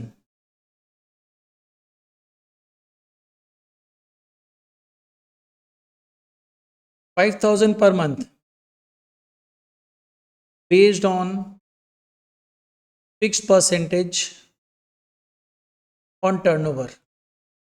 हम कैलकुलेट करके अमाउंट में दे दिया, लेकिन calculations based on fix percentage हुआ. फी ₹6,000 per month.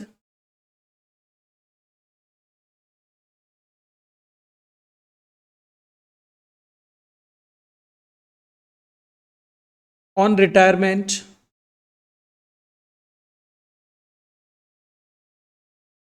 she received ₹11 lakhs as gratuity.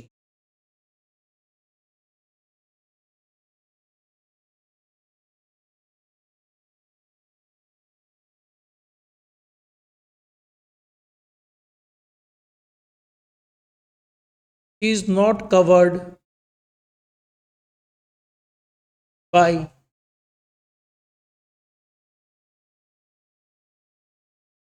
POGA 1971. Of Gratuity Act 19.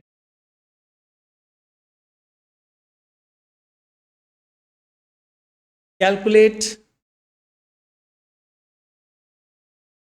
number 1 taxable gratuity, number 2 taxable salary. चलो पहले taxable gratuity निकालना समझ.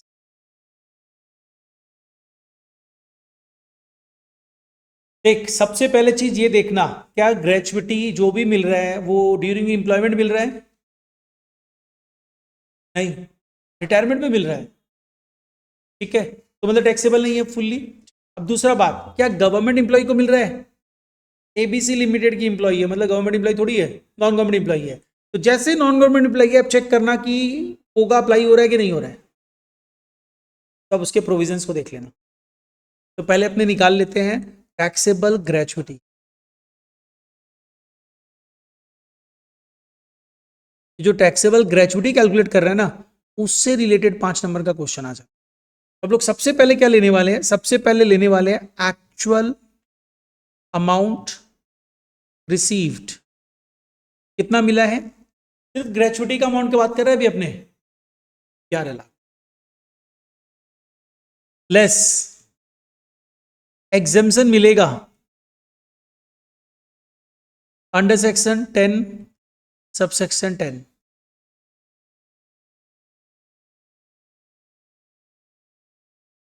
क्या क्या एग्जेम्पशन है देख.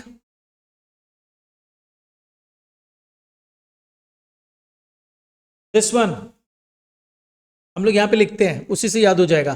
पहला एग्जेम्पशन अपने लोअर ऑफ द फॉलोइंग लेंगे, जिसमें लोअर ऑफ द फॉलोइंग में first part is actual amount received which is 11 lakh.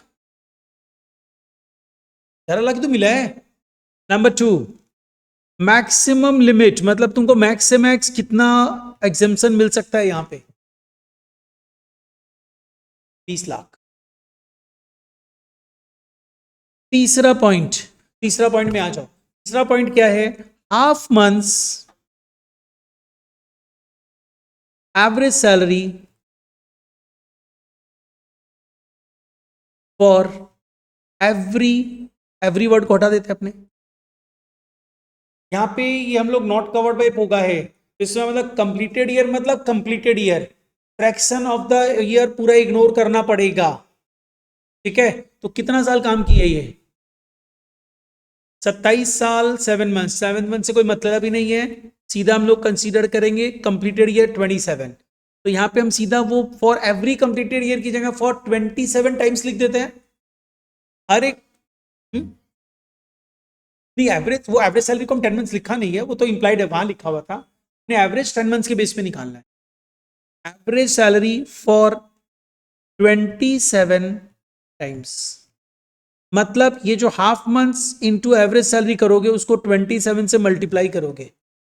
अब तुमको यहां पे इसको छोड़ के एक बार मूवमेंट करना है कि एवरेज सैलरी क्या होगा. अब आ जाओ यहां पे एवरेज सैलरी. देखो एवरेज सैलरी तुमको कैसे लेना है पता है? जब वो बंदा रिटायर किया उसके बैक 10 मंथ्स का सैलरी ले, रिटायर कब की है? फर्स्ट फैब, फर्स्ट फैब से बैक 10 मंथ्स कहाँ से?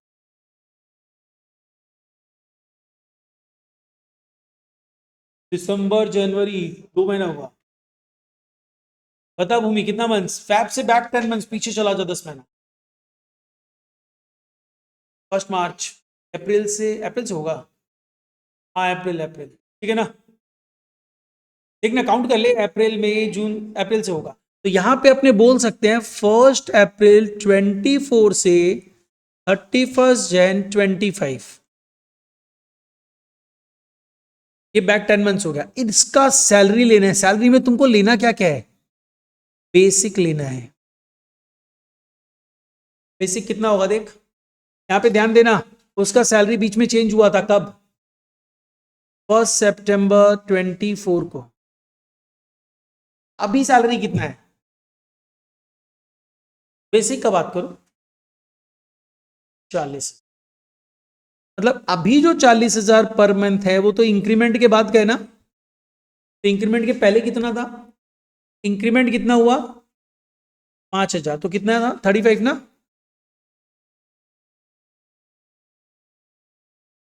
डन, तो बेसिक कितना हो गया देख, काउंट कर, 1 अप्रैल टू 1 सितंबर, मतलब अप्रैल मई जून जुलाई अगस्त, 5 महीना। सितंबर तो फर्स्ट है, तो 5 महीना, तो 5 महीना का सैलरी 35,000 इंटू 5 होगा, प्लस बैलेंस 5 मंथ्स में 40,000 इंटू 5 होगा, राइट? कितना आ रहा है टोटल? ऐसा ना, ये जो कैलकुलेशन है लीव सैलरी में भी ऐसा कैलकुलेशन, पेंशन में भी ऐसा कैलकुलेशन है। लाख समथिंग, कैसे 10 लाख भी बोल रही है लड़की? 3,75,000। डीए, डीए में झंझट नहीं है, डीए में क्या करेंगे पता है, देख क्या बोला है, डीए बोल रहा है जो डीए है वो 20% ऑफ द बेसिक है, तो हम लोग पहला काम तो करेंगे 3,75,000 का 20% निकाल देंगे। बेसिक 3,75,000, उसका 20%, लेकिन पूरा 20% थोड़ी लेंगे, फॉर्मिंग कितना है, तो टेक 60% ओनली, 45,000। अपने को बेसिक लेना था, डीए इफ लेना था, कमीशन लेना था, अगर commission fix percentage on turnover है तो कमीशन क्या फिक्स परसेंटेज ऑन टर्नओवर है ना, तो 5,000 पर मंथ, तो 5,000 इंटू 10, तो 50,000। अब इन तीनों को टोटल कर दो,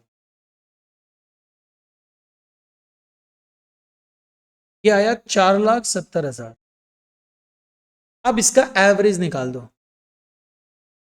देयरफॉर एवरेज सैलरी कितना हो जाएगा, 4,70,000 डिवाइडेड बाई कितने मंथ्स का एवरेज है, डिवाइडेड बाई 10, दैट इज 47।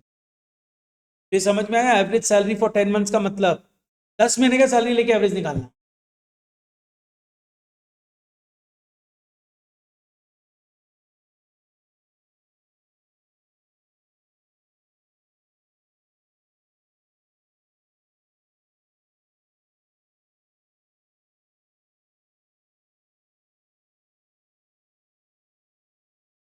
ठीक है, ये हुआ ना।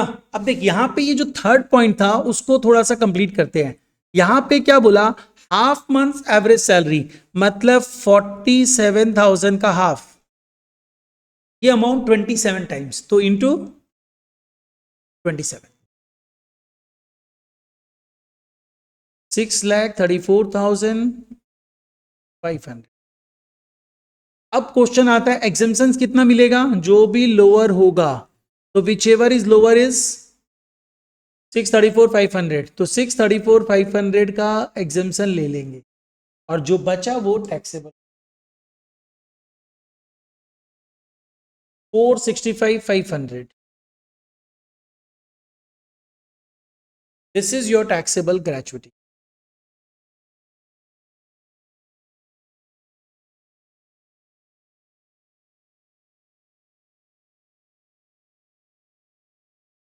ठीक है, अब ये तो हम लोग सिर्फ टैक्सेबल ग्रेचुइटी निकाले, अब हम लोग को सैलरी भी तो निकाल के देना है।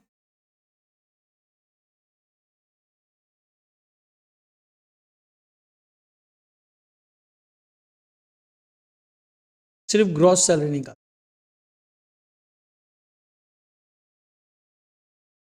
चलो कैलकुलेट करके तो एक बार देखिए तुम लोग क्या करते हैं। चलो देखो, हम लोग जब ग्रॉस सैलरी लेंगे तो प्रीवियस ईयर मेरा क्या है 24-25, और असेसमेंट ईयर 25-26। अब हम सबसे पहले लेंगे बेसिक सैलरी। बेसिक सैलरी कब से कब तक का लेंगे? फ्रॉम 1 अप्रैल 24 टू 31 मार्च। तो फैब में तो छोड़ ही दी जॉब, उसके बाद भी तुम उसका सैलरी पे टैक्स लेगा? चोरी ओपनली थोड़ी कर सकता है। ये तो यही वाला सैलरी हो जाएगा ना। देखा जाए तो तुम लोग जो अभी सैलरी ग्रेचुटी के लिए लिया था वो एग्जैक्टली उसी फ्रेमवर्क का था, 1 अप्रैल 24 से 31 जनवरी। तो यही उठा के लिख दें यहां से 375, उतना ही तो होगा ना। तो basic is 3,75,000। Then DA, DA भी तो उतना ही होगा? नहीं, उतना नहीं होगा। डीए फुल्ली टैक्सेबल होगा यहाँ पे। हाँ, तो ये वाला पूरा इसका 20% हो जाएगा, 75,000। देन फी था ना, फी कितना है पर मंथ? तो 6,000 इंटू 10, 6,000 इंटू 10, 60,000। और कमीशन भी है, 6,000 था ना। हाँ, कमीशन 5,000 का है। तो कमीशन 5,000 इंटू 10, 50,000। और कुछ टैक्सेबल ग्रेचुइटी, इसका अमाउंट कितना कैलकुलेट किया? 465,500, 465,500। और ये आ जाएगा तुम्हारा ग्रॉस सैलरी।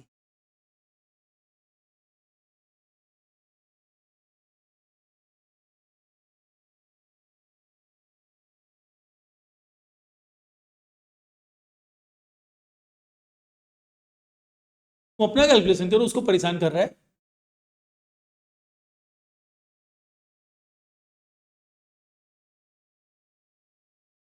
10,25,500। देखो चेरी सही बता रही थी, किसी का परेशान कर।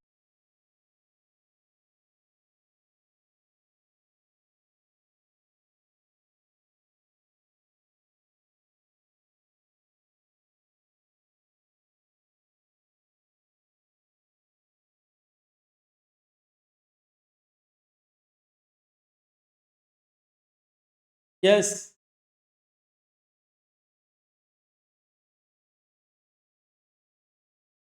10 महीना का तो पीरियड ही है ना ये। फर्स्ट को तो रिटायर हो जा रही है।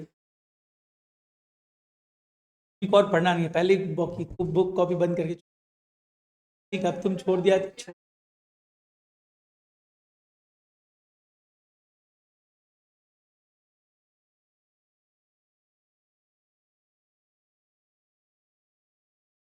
तो इतना पूरा पढ़ के रखना, ग्रेचुइटी का पूरा प्रोविजंस पढ़ के रखना।